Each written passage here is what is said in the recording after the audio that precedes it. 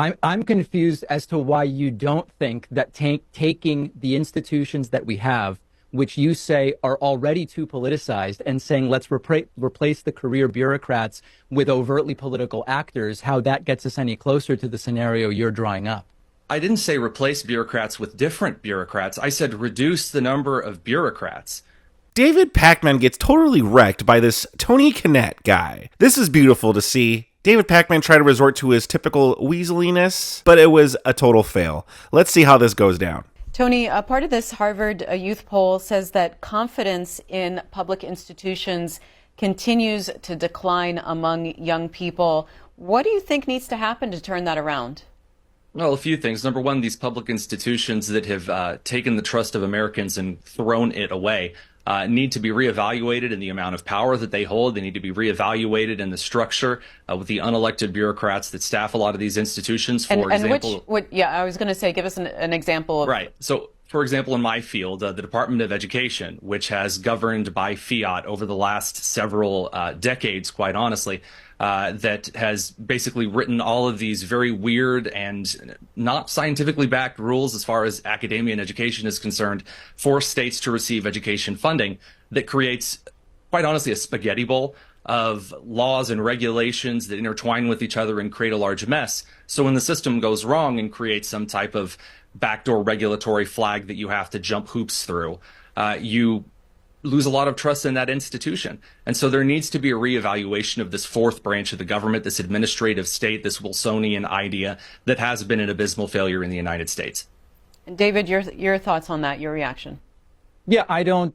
It won't shock you that I have a sort of different perspective than Tony generally as far as institutions go. I think that if we zoom way out, and I know that this is not the sexiest conversation, if we zoom way out at a very basic level, the larger society gets, the more we need to some degree, have institutions and institutions to which we can delegate some authority. And unfortunately, if you don't have that, what you have is a non-functional society. And so my preference would be that we actually properly fund our institutions with the right amount of oversight. I mean, I'm the last person to say, hey, take some money, go do whatever, and let's talk to you in 15 or 20 years. But when it comes to the Department of Education or FDA or whatever institution, I think the only way forward as far as anthropology and group psychology and sociology and all of these sciences take us is we need these institutions, but we need proper and correct oversight. They need to be adequately funded. And that's really the starting point for what are the most successful countries and ways of organizing ourselves. I know it's very top level, but I think starting from a point of taking away power for the sake of taking it, or defunding for the sake of defunding, or, Rick Perry just listing off departments famously and forgetting which ones that they were that he wanted to eliminate. I think it's backwards. And I think the global successes, the countries with the best business environments and the highest standards of living, show us that that's the right approach, not this, let's start closing down departments to some degree the way Project 2025 wants to do. So the question... Stupid David Pakman. Look at his face. He has to bring up Project 2025, of course. The boogeyman for the left, the big fear-mongering that they always have to do to their side about how Project 2025 is the worst thing ever. By the way, I'm pretty sure David Pakman wouldn't be saying all these things if the institutions were teaching the things that the right wanted to teach. Like, it's easy for him to say right now that the left is in control of these institutions and teaching the propaganda that the left wants to teach.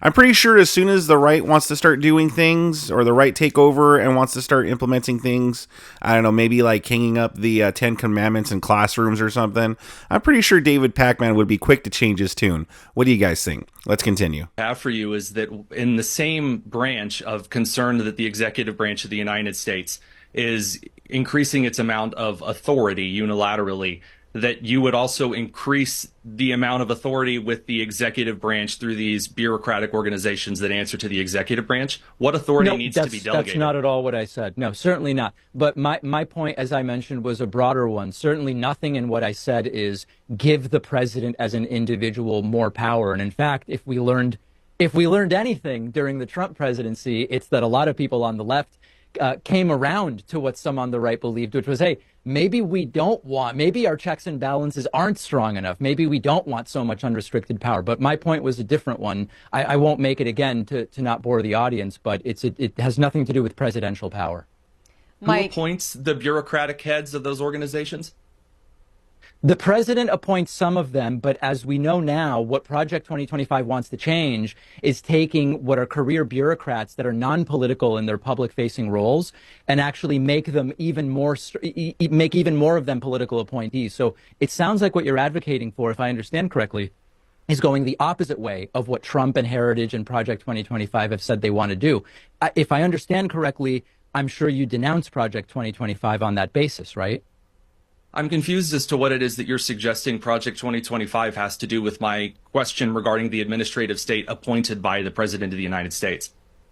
I'm confused as to why you don't think that taking the institutions that we have, which you say are already too politicized, and saying let's replace the career bureaucrats with overtly political actors, how that gets us any closer to the scenario you're drawing up.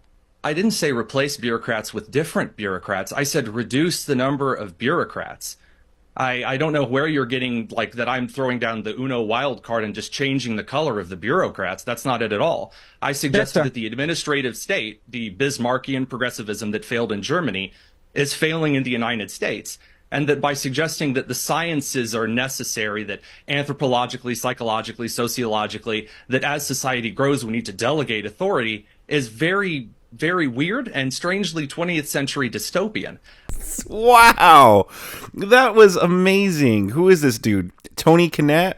Tony Kinett, conservative radio host in Indianapolis. All right, give a shout out to him.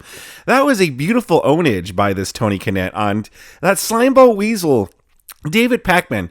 You could see David Pakman in his weaselly ways try to pivot and try to make it about Project 2025 and Trump bad.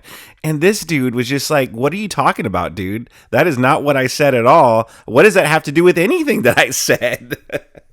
And I also thought it was weird too. Yes, Pakman trying to advocate that we delegate power into these. As soon as he said that, I made a face. I was like, what? What the heck is he talking about? Delegate the more power into these institutions and stuff because the population gets bigger.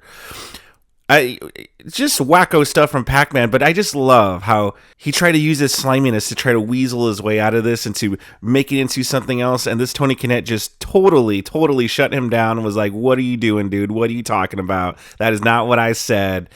Kept it to the facts. I wanted to share this clip with you guys. What do you guys think about it? Sound off in the comment section below. Subscribe to my channel if you enjoy content like this. And if you do enjoy content like this, I got a whole bunch of more content for you on the screen to click on and enjoy.